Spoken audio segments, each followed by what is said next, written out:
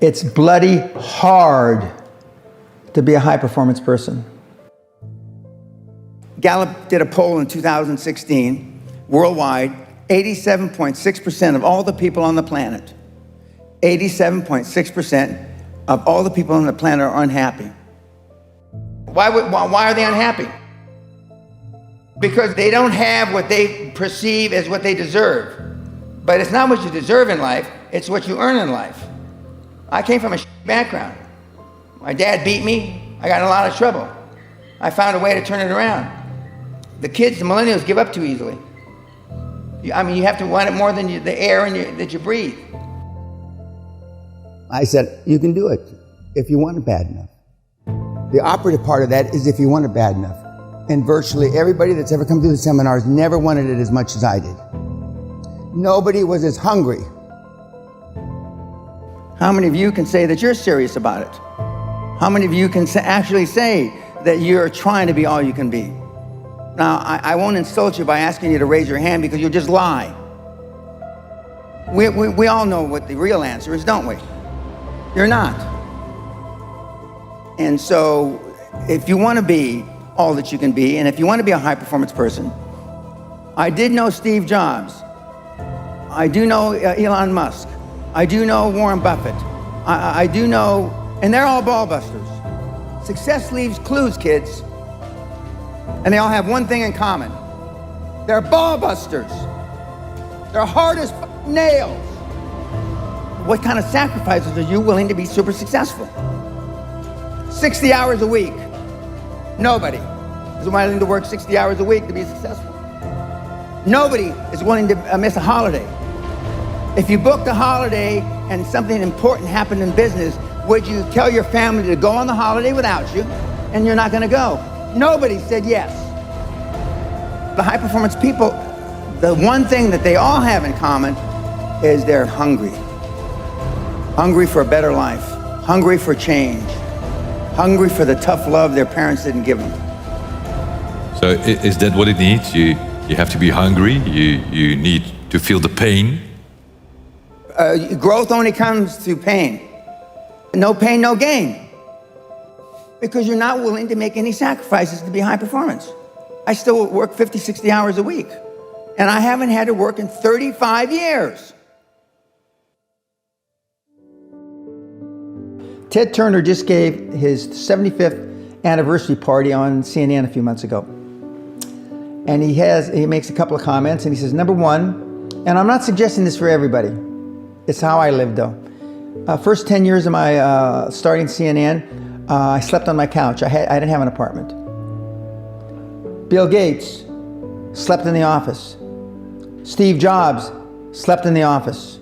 And I can go down a whole list. Now, these are super successful, mega wealthy guys.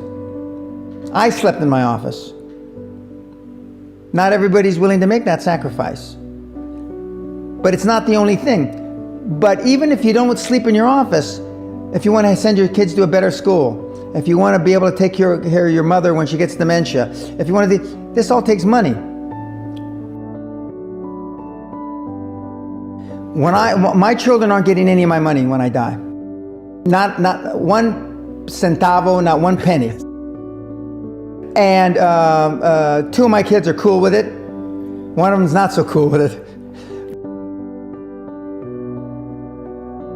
I'm not gonna, I think Andrew Carnegie, by the way, Andrew Carnegie, arguably the richest, most successful entrepreneur of all time, he said the best thing that you can have for a child is him to be born into poverty.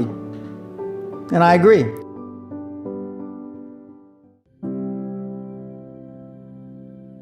Lack of self-esteem, lack of self-worth. Now they think they have self-worth. They think because they've made a few bucks. But in actuality, and when they measure it against the other 8, 10, 12 people sitting around the table, they realize, or they start to question, hell, maybe I was just lucky.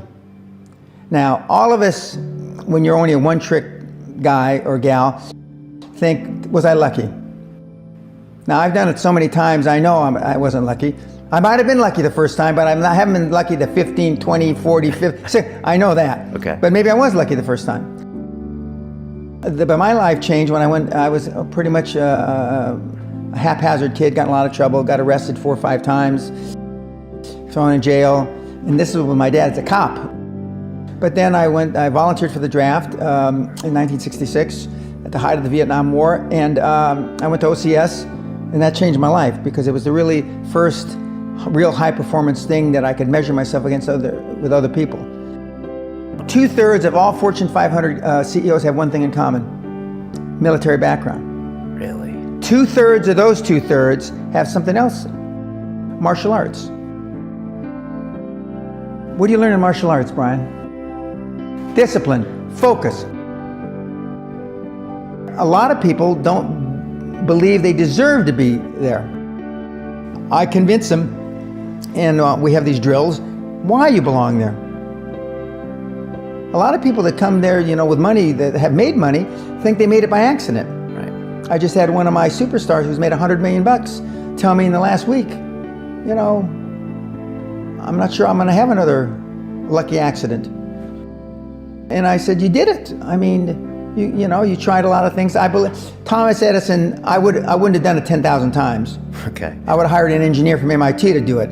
But I mean, I've tried a lot of things. Nobody's failed at more things than I have. And the first 100 million are successes, but I could write a book about failures that it'd be, because I've tried a lot of different things. Because failure is just testing. And one of the reasons I've been so successful in generating this equity and value in my kids, and I call you all kids, is because I convince them that making a mistake is okay. Your parents probably told you, you can be anything you want, but you can't. That's horse. You can't. If it's all juxtaposed. But what you tell them is that you can do anything you want that you have passion for, because that eliminates most of the crap. Because most people don't follow their dream. Like they say in The Sound of Music, you can't have a dream come true unless you have a dream. Now, I still dream. I dream in Technicolor. I say my affirmations and goals every single night. It's bloody hard to be a high performance person. So let's dive into your story a bit more. Tell us about East LA. When I was there as an adolescent, it was almost all Mexican. And my father was a policeman. My mom was a housewife. My mother came to the United States. She crossed the Rio Grande River in 1924 as an illegal alien with her mother. And we lived almost right where downtown Los Angeles is. And my dad was a cop, and so it was easy for him to get to work. And so I got in a lot of trouble, done some awful things while I was a little kid especially. Finally, they threw me out of the school district. So we had to move to another school district, and my mother thought that I would be better there because she thought it was the environment. She didn't understand it was me. So then when we moved to the Valley, which is called the San Fernando Valley, which has become infamous now, and so I went there and I got in a lot of trouble. I was arrested 5 times. Finally, I volunteered for the draft in 1966, more or less at the height of the Vietnam War. And the Army made a man out of me. I became an officer, and the rest is really history. And it was the first high performance thing I ever did. I didn't understand, other than I had a father who looked like a superhero, alpha male role model. Other than that, he was my benchmark. He was very athletic. He was an all-American athlete in high school, and I could barely chew gum and walk at the same time. I was very uncoordinated. So my aggression I took out on other people. I could get in fights real well. I've always been a big kid, and so but I went off into the Army. The first high performance thing I did was become an officer, and I got out of the military quite by accident. I was going to stay in the military because it was perfect for me. It was almost impossible for me to get in trouble. And they gave you crazy things to do, which I enjoyed. And then one day, I got a special award. One day I'm sitting in the officers club and a 2-star general said, "Danny, why don't you buy the drinks for all of us?" And I said, I bought the drinks. You don't ask a two-star general why. And then he said, the magic words that changed my life. Danny, a young man like you could get rich in the civilian world. And I swear to you, a light bulb went off over my head. I never thought of rich Danny Pena in the same sentence. And I applied to get out of the Army. So I went from a regular Army officer to out, and I went back to school. A 4-year education in 2.5 years, and I almost got straight A's because it was easy. It was easy. I didn't realize how bright I really was until I got in the military. Because in grammar school in East LA, they used to stand me in a corner with a dunce cap. And if I was bad, they put me in a corner, then they put me in a closet. And they keep me in the closet until my mother or my grandmother came to pick me up. But my father told me, sticks and stones can break your bones, Dan, but words can never hurt you. The first thing I did is I looked for anomalies in the federal bidding process for federal products. I saw there was the refineries across the United States were only 60% being used, and yet there was a jet fuel shortage with the U.S. Air Force. So I put 2 and 2 together, I connected the dots, and I bid on federal contracts. And the first year in business, I did $50,540,000 in business with one employee, me. And then when I had that money, I went out and I sought oil and gas partners, drilling for oil and gas. And so I continued to build. Well, I bought an option on oil and gas properties for $60,000, and I turned it into $160 million in 99 days. From there, I was overnight success. And so I took it public, and I grew the company, up to about 500 million, excuse me. Then the shareholders threw me out. They threw me out with a lot of money. So I didn't cry. Don't feel sorry for me. I decided I wanted to do something else because I already was ostensibly pretty rich. And I tried to teach university for a year. I found that very unfulfilling. The system that was devised 70 years ago after World War II, you go to work with a company, you work 30, 40, 45 years, you get a pension, and you can live in a picket house with 2.4 dogs, 6.4 grandchildren, and hopefully your original wife. Well, that model is dead. That is impossible anymore. And on top of it, you have $150,000 to $250,000 in debt for going to school. And some kids will be 45 years old and still be paying off student debt. Boy, that's a load of crap. Down deep in your soul, you know there is no get-rich-quick scheme that's legal. So for a millennial, it sounds trite, something they believe in. If you change 1 billion lives, you'll get wealthy. What do you believe in enough to quit your job to try to change 1 billion lives? Most of the kids just want to know if they get paid twice a month. Most of the people watching this thing should either not be in business if they've got one, or close the f***er down if they got one. Because you got in business for all the wrong reasons, and you don't have the balls to close them down because of what other people are going to say. You have no idea how limitless it is when you're not afraid of what other people think or say. You have no idea.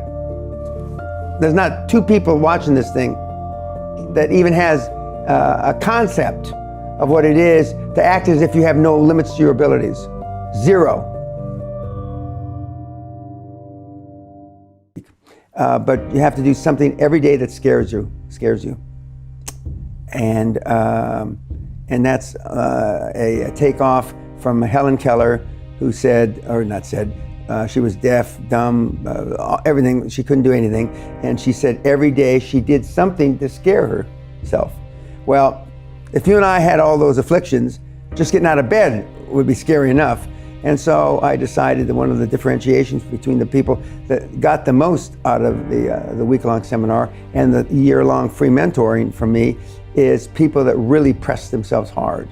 So I translated that into they've got to do something and list it, what they did to scare themselves every single day. Is that the essence of really what you do, is getting people to take more risk or to get out of their comfort zones, and then the wealth comes later?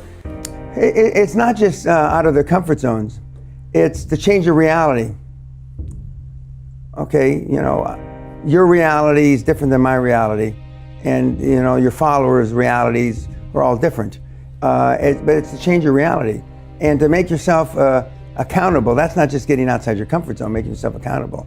Okay, not just accountable, not accountable to somebody else, accountable to you, me, you know, yourself, because that's the ultimately that's the only person you should be accountable to, is yourself. And we grow up, in my judgment, wrongly, that that we don't hold ourselves accountable enough. We just don't. We've learned to come up with reasons why we can't do this, reasons why it's okay not to do this, reasons why you didn't follow up on time, reasons why I told the guy I'd get back to him by Wednesday, it's now Friday, oh, it's the weekend, I'll now get back to him till, you know, on Monday. And life has gotten simpler now. With the internet and with email and the things where the communication is almost instant, you'd think it should be easier, but it's not. I use the analogy, 25, 30 years ago, you go in to buy a $100 million company, your due diligence would be 3, 4, 5 weeks, and it'd take you 3, 4, 5 weeks to close the deal. Okay, a month and a half, 6 to 8 weeks. With the internet, it should take less time because the information is instantaneous. It takes us twice as long to close a deal now. Twice as long. There's no reason for that. Things haven't gotten twice as complicated, but somebody has to put their name on the line. Somebody wants to push off the accountability. Somebody would rather have Brian sign off on it, so I go home early on a Thursday knowing you're going to come in early on a Monday and your signature will be on the document instead of mine, because I don't want to be accountable. And so the kids today have this need. It's like this thirst for guidance. And the kids do better in the year-long mentor program than the older kids. So the kids in their teens and 20s do better than the guys in their 40s and 50s. That's because the guys in their 40s and 50s got a lot of baggage. Bad habits. Bad habits, you know, and it's tough to get rid of them. And the, you know, motivation gets you started. Good habits keep you going. Most people just have piss poor habits. And, you know, I've had these same habits for about 50 years now, okay? About 50 years. And I don't even think about it. I mean, it's just like brushing my teeth, taking a shower. I just do it. And one of the other interviews that I did with you, I said, when I do feel wimpish, which isn't too often, I just say, come on. And I just go out and do it. And I do that about my entire life. Everything about it. And I know that if I hadn't built up these habits 20, 30 years ago, you know, at age 70, I certainly wouldn't be doing this. I don't fail very often. I do fail. You're pretty open about all the failures. Yeah, I'm not ashamed of them. Right. That's what's made me who I am. You said failure is just testing. Correct. It's just testing. And I don't know, and I'm quick to pull the trigger two ways. I'm quick to pull the trigger and trying something, and I'm quick to pull the trigger and closing something. That's what you're teaching these kids. Correct. It's not just business. No. Okay. How to stand up like you had a pair. Which gets us into the snowflake. Oh. You hadn't used that word 2 years ago. No, I didn't. What's a snowflake? A snowflake is a kid, a guy or a gal that melt under pressure. As opposed to what they tell me. You know, God, every snowflake is different, Mr. P. You know, there's not one snowflake that's the same as the other. The trillions and trillions and trillions. I said, yes, that's correct, that's correct. And he says, and so we deserve to be here just like, no, that's not correct. In your opinion, snowflakes melt under pressure. Some people, most people, in my judgment, don't really want to be successful if it takes any sacrifice whatsoever. Everybody's scared to death. what might happen, and so they want to come across as your friend. They don't want people to say bad things about you. And it gets back to athletics. Our three children, which are millennials, we had right at the outer edge as our oldest son, but they were in athletic programs in schools just when the no-win, you participate ribbons. And I took them out of athletics. And that was the beginning of the deterioration of my judgment, manly education. Even the guys that make it to your castle, Correct. and fork over the 20 grand, Correct. even they don't want to be successful. Once they think, or once they see what it costs in human resources, that ain't for me.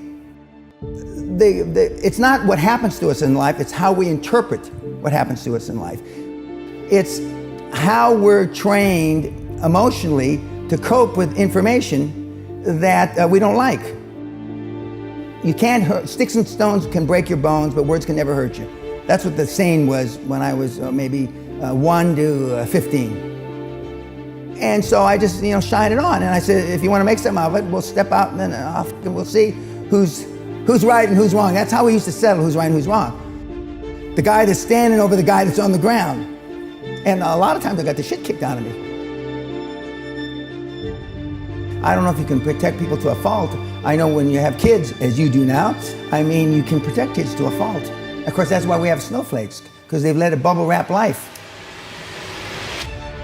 My dad, I'm glad he's not alive to see this, because the more snowflakes we have, the less the possibility of the earth making it. Okay, would you want the earth to make it? Yeah, I do. Men aren't what they used to be. Men aren't the guys from the 14 and 1500s that sailed the ocean blue to find various parts of the world. Right, and that's hurting us. In a devastating manner.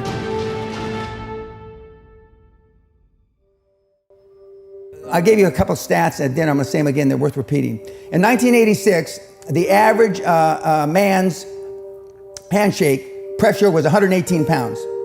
30-year-old man, 118 pounds. 2016, 96 pounds. A woman, 1986, was 105 pounds. Today, 110 pounds. 110 pounds. Testosterone levels in sperm counts tested 50 years ago, and today they're producing 60 to 70% the amount of testosterone levels in sperm counts as they did. We're dying out. So look, I remember when I was up at the castle, I said they don't make them like Dan Pena anymore, and we should cherish for what he tells us. You're kind of giving us a glimpse into what we were in the past, and you're trying to remind us that there were good things there. Yeah. And what do you say against all the people that say, well, violence isn't the solution, and we should embrace the feminine side, and all of that stuff? Okay, I'll say if love worked, there would be no personal development. Love doesn't got the job done, okay? Love doesn't work. Religion doesn't work. Nothing works other than if you have self-esteem as a human being. You're a better person, you're a better father, you're a better husband, better wife, whatever, you're a better citizen. You take life more serious if you have self-esteem, if you have self-worth. Gallup poll did in 2016-17 a study. 86.6% of the people on the planet, of the 7.6 or 7 billion, are unhappy. They've locked out. They're not looking for anything in life. And I say I'd like to find the 13%, because most people are living hand to mouth. Most people are living paycheck to paycheck. Steve Jobs, Elon Musk, Warren Buffett, Bill Gates, Ted Turner. Success leaves clues, kids. I just named 5 of the greatest names in business in the last 150 years. And they all have one thing in common. They're ball busters. They're hard as nails. Where does that leave you? I still work 50, 60 hours a week. And I haven't had to work in 35 years. You're not willing to do anything. You're not willing to sacrifice anything to be a high-performance person. I don't want to be like that. No, most people don't. I want to be liked. Yeah, well, see, you want to fit in. I'm the only speaker that you're ever going to hear that really, with all his heart, doesn't give a shit. If I leave here you liking me, I did something wrong.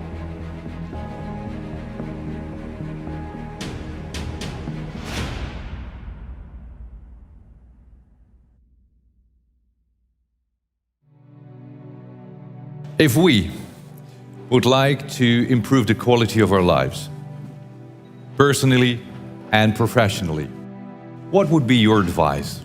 What can we do? What is most important? Well, the most important thing is self-esteem. The people that we read about, the people that we admire, the Elon Musks, the Steve Jobs, the Warren Buffetts, etc., all have one thing in common. They have extremely high self-esteem. Of course, you've heard me say this before, self-esteem is built the first 7 or 8 years of life. And unfortunately, we're with our parents the first 7 or 8 years of life. Ergo, we don't have too much high self-esteem. But to build high self-esteem, and the way you build high self-esteem, if you're 25, 35, or 45, is to be around, surround yourself with other people that have high self-esteem. Show me your friends and I'll show you your future. And so you can reverse your childhood by who you associate with. How do you do that? Well, you find people that are where you want to be, but they're already there. You're 22 years old, you're 32, you're 41 years old, and there's a guy or a gal who's 45 years old who is where you want to be. They've accomplished a lot of things. If you're into, they're saving the world, they're using their money for good causes, go associate with those people, be around those people. And they're easy to find, but they're not going to knock on your door. They're not going to come to your apartment or your flat and ask you, oh, can I help you? I had self-esteem. I didn't know till I got grown up and was an adult that everybody didn't have self-esteem. I didn't understand that. I didn't realize that everybody didn't have self-confidence. I didn't realize that everybody didn't have self-worth. Gallup did a poll in 2016, worldwide, 87.6% of all the people on the planet. We'll just round it off. 87% of everybody that walks the face of the earth, 7.65 billion people, are unhappy. The high-performance people, the one thing that they all have in common is they're hungry. Hungry for a better life. Hungry for change. Hungry for the tough love their parents didn't give them. So is that what it needs? You have to be hungry, you need to feel the pain. Growth only comes through pain. No pain, no gain. It's the same in life. If love got the job done, you wouldn't need podcasts, you wouldn't need seminars. It doesn't. Tough love gets the job done. But being liked doesn't get you a raise when you're working for whoever you're working for. Efficiency, accountability. Most people that come to seminars are there because they weren't held accountable when they were growing up. Because I can imagine that most people think you're so tough, so, courageous, but tough. I don't want to be like that. No, most people don't. I want to be liked. Yeah, well, see, you want to fit in. I'm the only speaker that you're ever going to hear that really, with all his heart, doesn't give a shit. If I leave here you liking me, I did something wrong. What is your definition of a high-performance person? Being all that you can be every day. 24/7, 365, being all you can be. I asked the question a couple days ago. How many of you can raise your hand, but how many of you have kids? Don't raise your hand now. How many of you would like to have your kids grow up just like your parents? You know the answer, don't you? Close to zero. Because they were shitty role models. Now, I'm not going to ask the second question. How many of you would like your kids to grow up and be like you? But being a high-performance person is a full-time job. I'm like this when I wake up in the morning to brush my teeth. I'm like this when I brush my teeth before I go to sleep. I'm like this 24/7, 365, and I've been like this for the better part of 50 years. I'm always like this. I'm always pushing the edge of the envelope. I did know Steve Jobs. I do know Elon Musk. I do know Warren Buffett, and they're all ball busters. Success leaves clues, kids. I just named the greatest names in business in the last 150 years. And they all have one thing in common. They're ball busters. They're hard as nails. Where does that leave you? And the best advice I've ever given anybody is just do it. We take too much time procrastinating. Fear is false expectations appearing real.